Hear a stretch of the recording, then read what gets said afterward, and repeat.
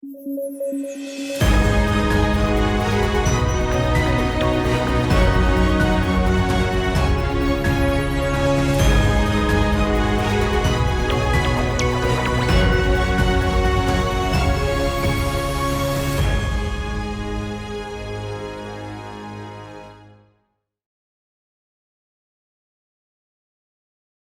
good day, everyone. Thank you for tuning in to yet another episode of Strategy International. We appreciate it. And we do invite you to check out all the episodes on all audio platforms as well as YouTube. Subscribe and rate the podcast. It definitely helps us.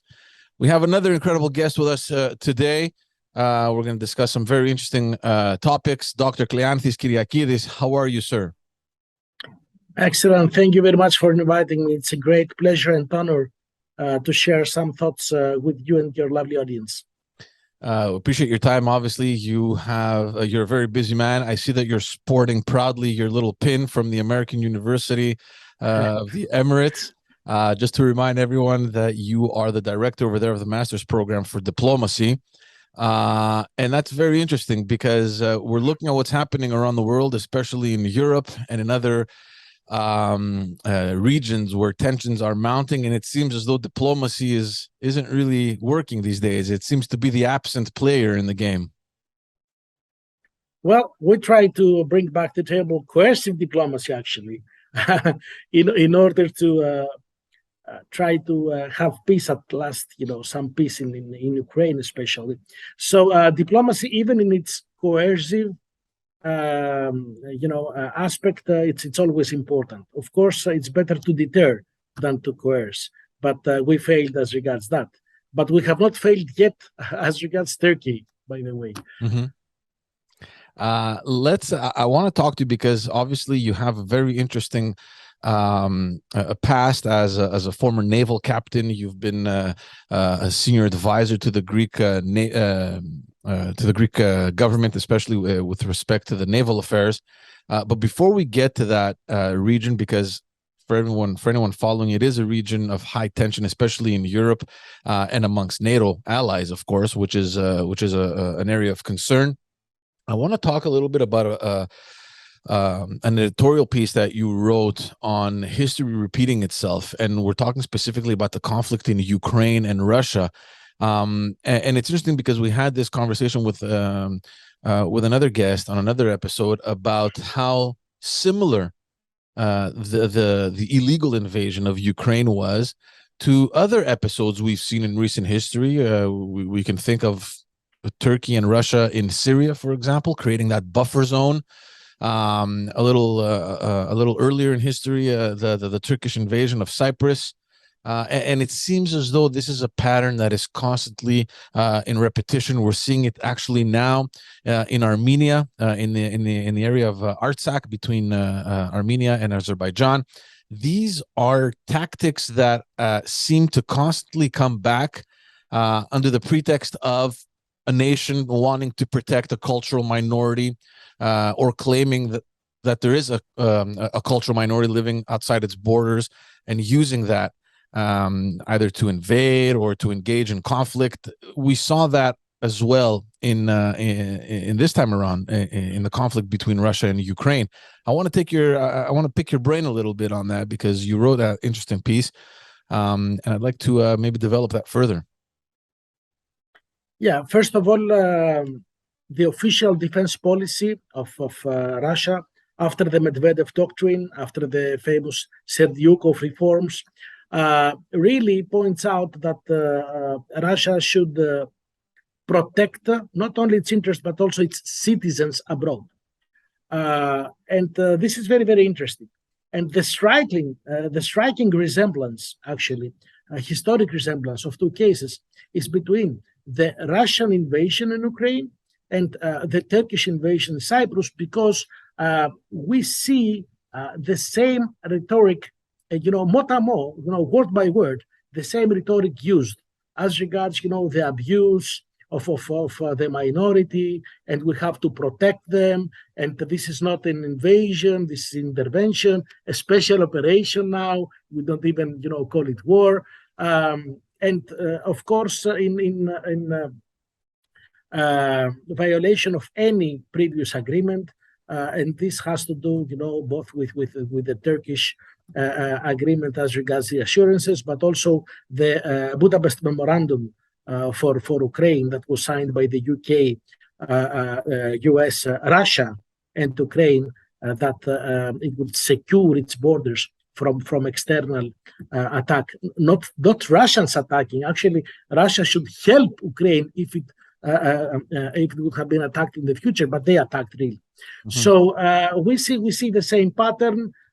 We see the same logic. We see the same pretext, because obviously Turkish rationale behind the invasion was very, very clear, and was about domination. Russian is the same. So even if someone would be a little bit more sympathetic to Russia as regards Crimea, which again, it's a blatant violation of the territorial integrity and national sovereignty of Ukraine. Still, I mean, having a full-fledged war against Ukraine really reminds a little bit also of Adolf Hitler and how he invaded Ukraine.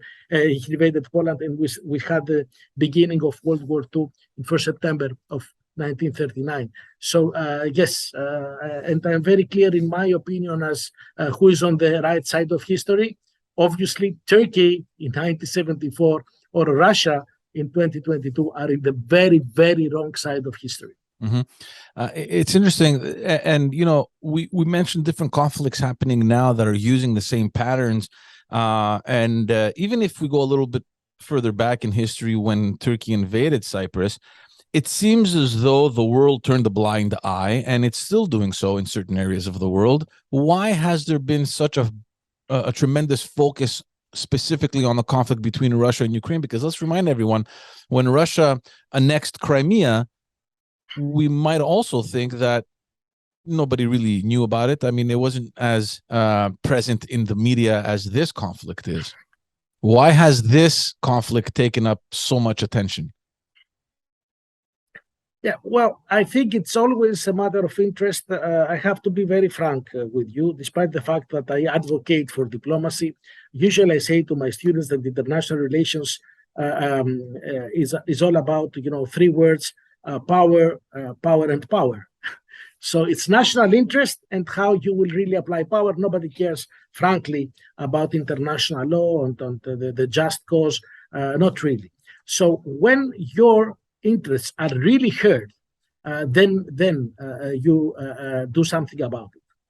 So it's different if there is a genocide in Rwanda, nobody cares, frankly, at all. But when you have an invasion of Saddam in Kuwait, and he probably, he would be in control of 2/3 of natural resources in the area, and threatening Saudi Arabia oil as well, of course, the entire world reacted. So it is not about who is right or who is wrong, but what is at stake, and what is at stake for each country, really. Because we cannot speak about supranational entities, we don't speak about responsibility to protect. This again is a pretext. We apply responsibility to protect on a case-by-case basis. Yes, we will apply it in Libya because we can. We will not apply it in Syria because we cannot. So, or in Myanmar or name. Why we did not do anything about that in 2014 with the annexation of Crimea? Yes, some people would say that Crimea had always been Russian. You have probably heard about that with Khrushchev giving it as a gift to Ukraine, and we can understand Russia that it needs Sevastopol. Without Sevastopol naval base, practically has no big access, no free access actually to the Black Sea. It is strangled. So we can understand the overreaction of Russia, and this is how it was portrayed. It was not portrayed as a blatant invasion and really illegal occupation. So we try to have it with a pinch of salt, which is the case also with NATO invasion in 1974, with Turkey invasion in Cyprus, because Turkey was a NATO country. and as a NATO country was really very, very important. During the Cold War, we had the Soviet Union. It was not easy to have true sanctions or even a United Nations Security Council resolution applied against Turkey. So it was a matter of realpolitik. So yes, we did not want to really have bad relations with Turkey, to say the least. And this is why you see these double standards. It's very interesting, because if we stay on the topic of history repeating itself, I mean, we can definitely apply it in the way certain countries behave with their neighbors, and we see it happening repeatedly. But when we look at the result that history has shown us, for example, in Turkey and Cyprus, where absolutely nothing has been done, when we look at, for example, what we mentioned before in Armenia and Azerbaijan, where nothing has been done, is that telling in what will happen in Ukraine and Russia? Is nothing going to be done, and Crimea, as well as the eastern regions that were recently annexed, again illegally by Russia, are going to remain as is? I could say for Crimea, most likely. But I wouldn't bet for the eastern part of Ukraine. So let us see why, actually. It has to do with the local population reaction, because I don't foresee, the Europeans going to Ukraine and fighting for Ukraine, as I don't foresee anybody fighting for Cyprus, except the Greeks, of course, if there is really a war. So you have to fight yourself if you want to liberate the occupied territories. Palestinians know that, Cypriots know that, everybody who had ever, occupied territories know that. Now, what is the difference in Ukraine? Ukraine is a huge country. It's twice as big as Italy. And, Crimea had a majority of Russians, really, not Russian speaking, Russians, ethnically Russians. And it's easy to even, I have to be politically correct here. I don't want to clear it, but anyway, you can have a homogeneous Russian Crimea, sort of. You cannot do that, for the rest of the eastern part. You have some Russian speaking. You have a big minority, but still a minority of Russians. You have some pro-Russians, as we had seen in previous elections, but you don't have solid Russian population.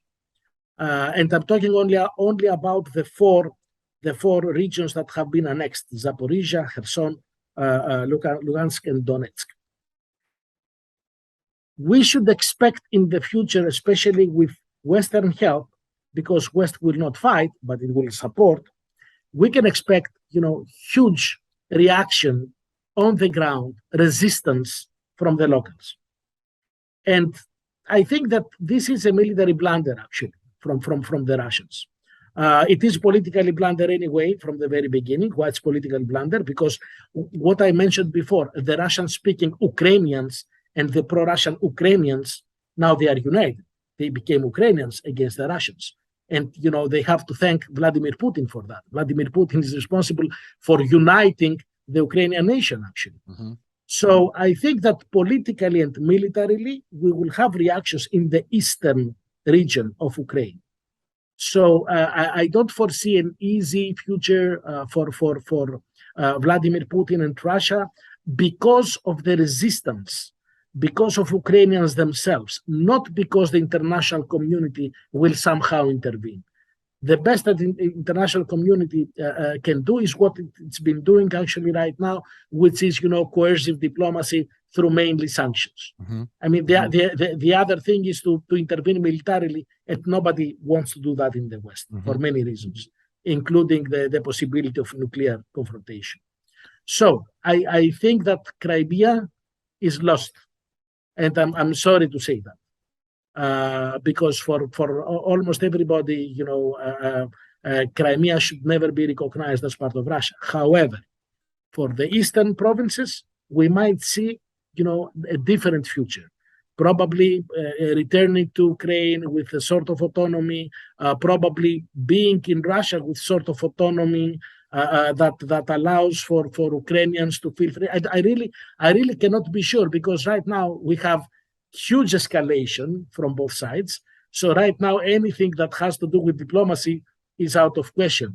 Even His Highness, Mohammed bin Zayed, that went there as a mediator, I don't think that he can achieve a lot of things. So in the end, we will see after a while if the Eastern question, the Eastern regions, can be solved in another way. But for Crimea, I'm very, very, very pessimistic. Do you think the sanctions are working over there? Frankly, sanctions never work anywhere. The one exception maybe was Iran, when the entire world imposed, not when the Americans imposed, but when on board you had also China, Russia, everybody. This is probably the only case of sanctions I can think of that sanctions work. They never worked for Cuba. They never worked for Myanmar. They never worked. I mean, give me an example. So it's never. Sanctions cannot work, especially now when you have sanctions against a country that has very good trade partnership and relations with China and India, with 3 billion people. I mean, okay, sanction them. You cannot achieve anything. You will hurt yourself practically. Yes, there are some things that hurt Russia. It's true, but in the long term, it is vital for Russia to have Crimea, of course. And now I think that they should keep up appearances as regards the eastern regions. So I don't think that that Russia would really bend over sanctions. It's too resilient to bend over sanctions. So if sanctions aren't working and if diplomacy is somewhat absent, I mean, we've seen many countries attempt, none have actually done anything except maybe a little bit. Turkey has come into the game and they've sort of kind of managed something, but not totally effectively. So if that doesn't work and if sanctions aren't working, then what's the solution over here? What are we looking at?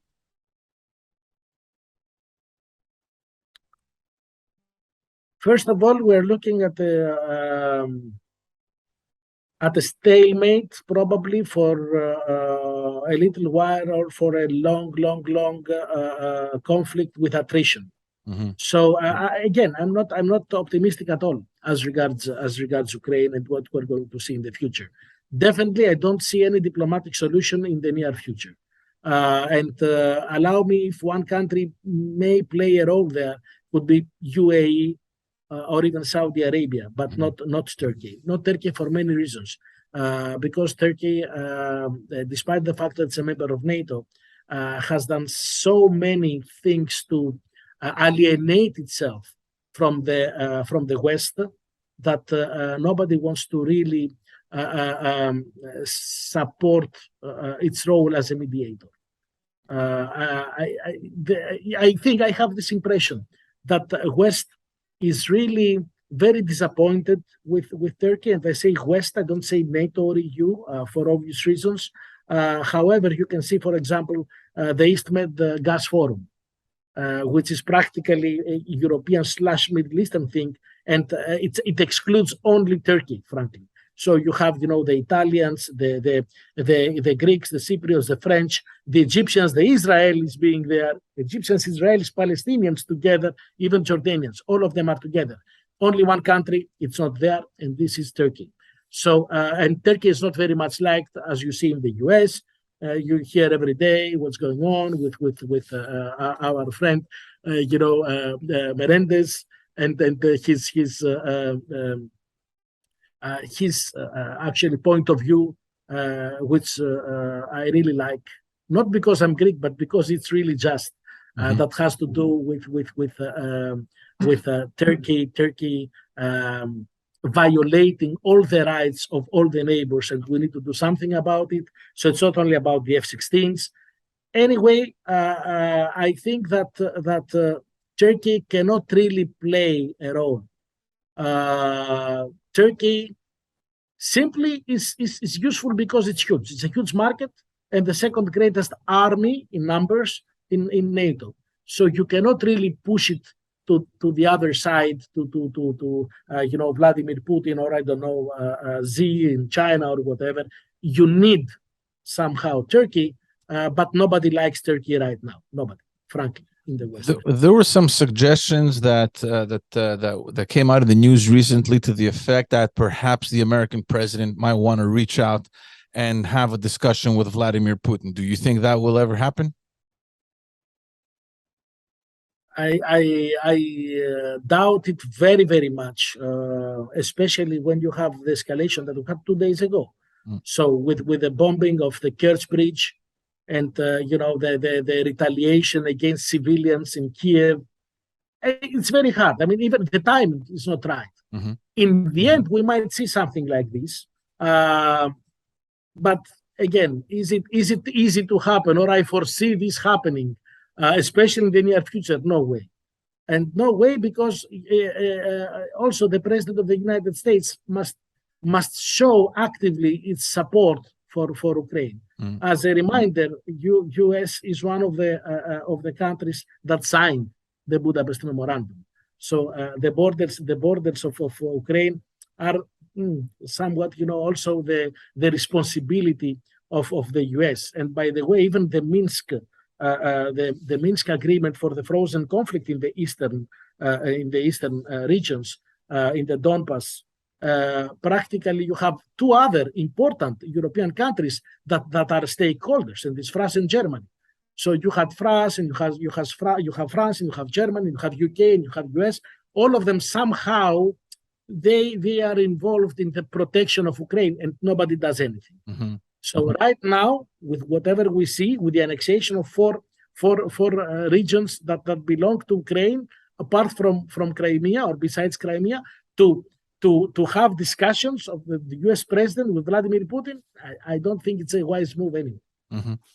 I want to get back to what you're saying about Turkey, and it's important because as they're gearing up for an election early next year, tensions have been rising. Provocations have been rising as well in the Eastern Mediterranean, which is not something that is uncommon. Turkish provocations, whether it's through territorial waters or through airspace, this is something that is very common.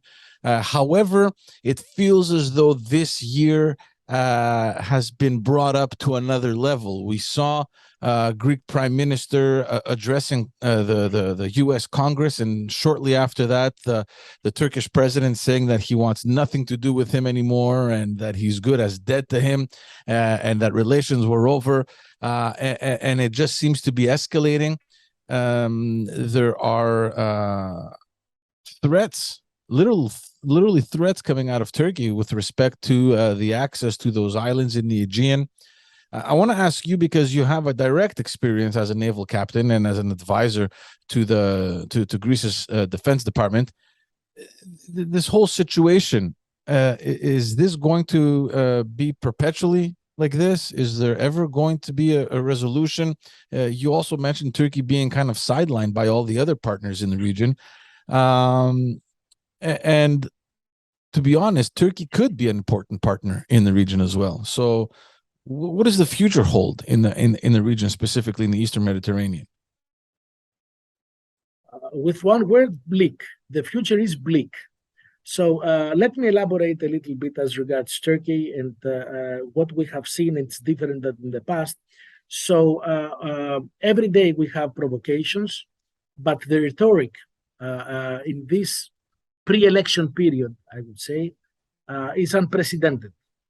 So we have practically, threats of war every single day. Expressions like "we will come suddenly one night." That is notorious in Greece. We even laugh with this nowadays because it has been said so many times. So the thing is that Turkey has, on the one hand, its own issues. It has its elections. It has an electorate with 25% being ultra-nationalists, either the Good Party of Aksener or Bahçeli's MHP. So we're talking about 25%, 1 out of 4. It's not simply, right-wing or whatever. They're ultra-nationalists. We have to highlight this. And this is what will give the victory to the next president. So they need this rhetoric. But is it only the rhetoric? No. They have in the last years also this strategy of the blue homeland, the Mavri Matan. So they have this idea. They built some capabilities, military capabilities, the famous corvettes that they have that are kind of stealthy, the Belgian ones. They have also the UAVs, the Bayraktar that we saw them in action. They try to show that they are really a regional, not to say a global player. So they have this build up. They have practically participated in all conflicts around because they are expansionist. They are revisionist state. So they speak openly about, treaties that were unfair to Turkey and they should change. And they intervened in Syria, in Iraq, in Libya, in Nagorno-Karabakh, and of course they would have intervened in Greece if in Greece did not have such a good actually armed forces and ready armed forces to answer. I have no doubt about that because they know that NATO cannot do anything. It's a NATO country versus another NATO country, so it will stay idle as it has stayed in the past. So they have this build up, they have this strategy, and also they have this rhetoric. But we can explain the rhetoric due as regards, due to the elections. However, it's the first time that they think that their capabilities are strong. They have hostile intentions, open hostile intentions, and they are also afraid that this window of opportunity that they have will diminish in the future. Why? Because Greece starts to have a strategic advantage as regards weapon systems in the air and at sea, with the Rafale, with F-35s that they're going to come, with F-16s that are already modernized, the Greek ones, with the frigates that Greece will purchase from France. So the entire balance of power in the Aegean and Eastern Mediterranean will change. And Turkey understands that without naval supremacy, not even superiority, they cannot play the role they want in the Eastern Mediterranean and the Aegean. Actually, they think half of the Aegean is theirs. Anyway, so for all these reasons, we have a different quality threat than in the past. And again, we have to be, first of all, very, very clear that we are talking here about an ally that is not an ally. It's an enemy that threatens every single day. And this is, by the way, illegal. Mm-hmm. The threat of war is illegal, UN Charter. But they do it, and nobody does anything, especially NATO. NATO is so silent. But isn't that fascinating that you have two allies that have been at each other's necks for as long as anyone can remember? You would think that NATO would actually step in, and I don't think they need mediation, but at least try to calm the situation.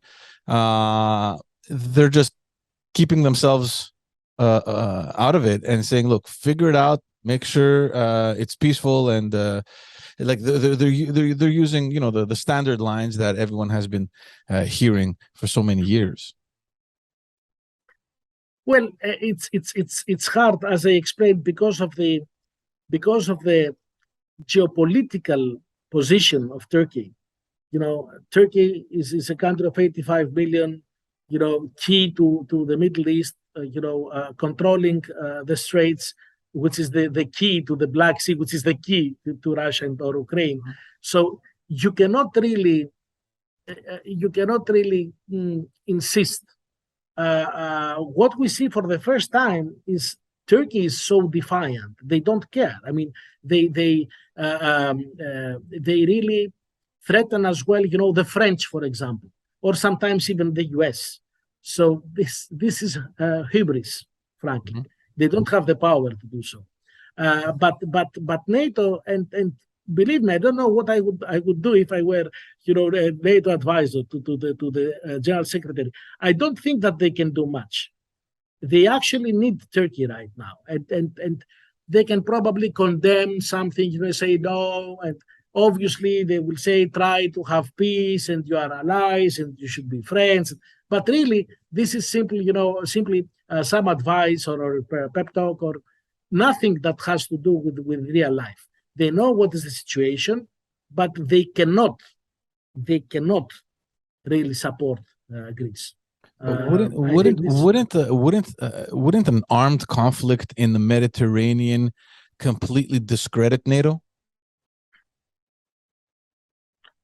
For sure, but I don't think that we're talking about anyway about a conflict in the Mediterranean. I think that Turkey tries to push as much as possible for revision of certain treaties in order to get a big piece, or all of the cake, actually, as regards energy in the Eastern Mediterranean. But I don't foresee actually a war. I don't foresee a war because NATO could not handle such a situation. EU could not handle such a situation, and nobody would like to have a war while you have, this thorn in your back, which is Ukraine. So even Turkey knows that, and they know that if they move to such a thing as an open war with Greece right now, they will have much more enemies than friends in the end. So NATO definitely wants to have an equal distance between the two countries, which of course, if one is the aggressor and the other tries to defend himself, is very, very unfair. But still, if there is an armed conflict this time, I think that you will see some support from NATO countries, not from NATO as an organization. Mm-hmm. NATO as an organization probably will cease to exist after something like this. Mm-hmm. But I expect some more support from US. I am sure about support of France. So, and I think that Turkey knows that. And they know also that Greece has support now from other countries which are important, and people do not pay that much attention, like Egypt or like UAE, United Arab Emirates, that is a player. So let us wait and see. I think that by pushing, they try to actually set the agenda. In negotiations, this is what we call anchoring. Mm-hmm. When you want to meet with someone, first you start stating, this is my price, or this is what I want, or these are my demands. So there is a basis on which the two parties discuss. So you set the agenda. Turks want to set the agenda, and they want to set the agenda in a very revisionist, way. But they've also been very successful in setting the agenda on many aspects, especially the refugee crisis in Syria. They have managed to position themselves quite strategically and intelligently in getting a lot of funding and subsidies from the EU, for example. And I wanted to get to that point because of the experience you have as a naval captain in Turkey's instrumentalizing of the refugee crisis and flooding these refugees into Europe as literally as a weapon. Yeah. And practically, because Erdogan, he's Erdogan. I mean, it's you cannot compare him with anybody else. He's a little bit crazy. He's very arrogant. So he even said that, I will flood Europe with migrants. He even threatened Europe. Mm-hmm. So this was a blackmail, and everybody knows that. So let me tell you a story which is a true one. And I never said that before, so you will have this exclusivity. When I was a naval officer and we had this discussion about the NATO activity, we did not call it operation, activity to stem the irregular migration in Greece through Turkey, of course. When NATO really intervened, and when we closed the northern borders, with Balkan countries, then really we had some success. I am in a meeting with a Turkish naval officer, both of us senior officers, and he starts by boasting, the big success of the activity. is because Turkey and its coast guard is really, really good, and we can keep we have a vigilant eye, and we can really stop everybody, and we are great, and this is due to us. We did that, expecting that the Greek officer, that was me at the time, will say, come on, no, we have our ships there, it's NATO there, everybody contributes. So when it was my turn, I say, and I would like to congratulate Turkish Coast Guard, because practically they are doing most of the job. And he was a little bit puzzled. Mm-hmm. And I say, which proves that if they had wanted, they would have done this before the agreement. So practically they turn a blind eye and they send all these refugees to Europe. Mm-hmm. So thank you very much for admitting that if you want to keep them, in Turkey, you can do it, and you simply don't. And it was really funny, I saw the reaction of my colleagues there. It was really funny, but it is also true, because Turkey uses, the human pain, frankly, as a weapon. Uses the refugees as a weapon, children and women, and then says, there's in Aegean people get drowned. I mean, really, really, and points the finger to Greece. This finger pointing is really crazy. If someone sees, Greek Coast Guard and how many lives have been saved, it's the numbers are amazing. But I think we have also, as Greeks, we have a problem with our marketing, with our PR. Mm-hmm. I mean, really, all these operations should have been out there. The numbers should have been out there.